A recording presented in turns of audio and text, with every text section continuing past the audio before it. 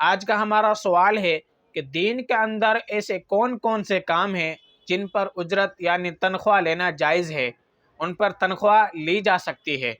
تو چلیے شروع کرتے ہیں۔ دین کے اندر 5 ایسے کام ہیں جن پر اجرت یعنی تنخواہ لی جا سکتی ہے، ان پر تنخواہ لینا جائز ہے۔ تو سب سے پہلے نمبر پر آتا ہے امامت، یعنی اگر کوئی شخص کسی مسجد میں مقتدیوں کے لیے نماز پڑھاتا ہے تو اس پر اس کے لیے اجرت یعنی تنخواہ لینا جائز ہے، اس میں کوئی کراہت یعنی ناجائز کی کوئی بات نہیں ہے۔ نمبر 2 پر آتا ہے اقامت یا پھر مؤذن کہہ لیجئے، کہ مؤذن اگر کوئی شخص کسی مسجد میں اذان دیتا ہے یا اقامت پڑھتا ہے تو اس کے لیے بھی مسجد سے تنخواہ لینا جائز ہے، اس پر اجرت لینا جائز ہے۔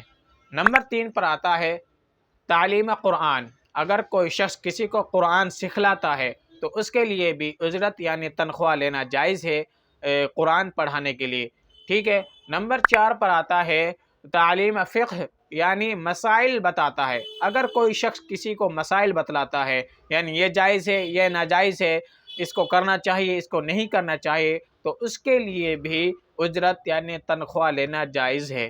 نمبر 5 پر آتا ہے وعظ، یعنی نصیحت بیان وغیرہ کرنے کے لیے بھی اجرت لینا جائز ہے۔